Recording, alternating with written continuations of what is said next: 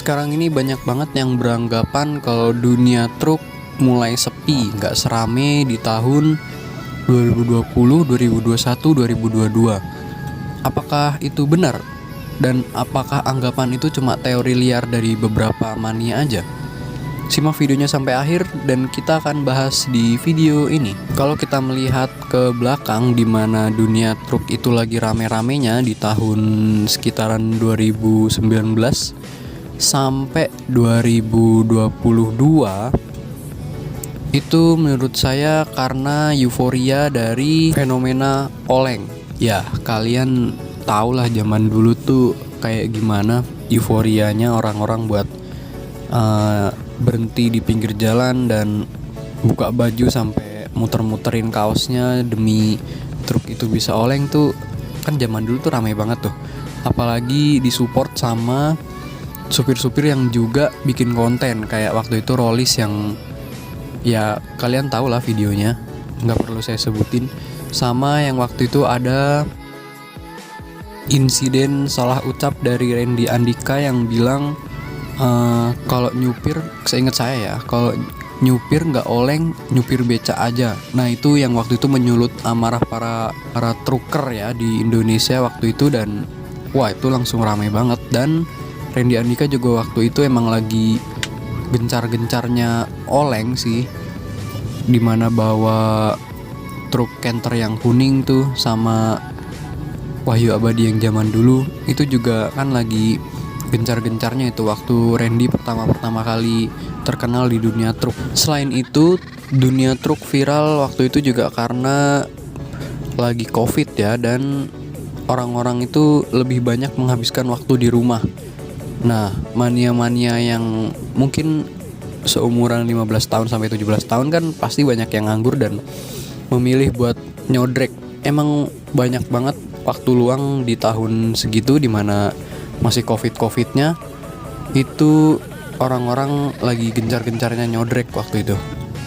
Lalu banyak juga konten-konten kreator baru yang muncul kayak Om Irul, terus Om Arjuna CN, lalu Mas Izil. Itu banyak terkenal dan videonya viewersnya naik banget itu di tahun 2020 sampai 2022. Itu mungkin karena emang lagi orang-orang lagi pada di rumah dan mereka lebih menghabiskan waktu buat menonton konten-konten truk lah ya. Jadi konten truk waktu itu dan dunia truk waktu itu rame banget.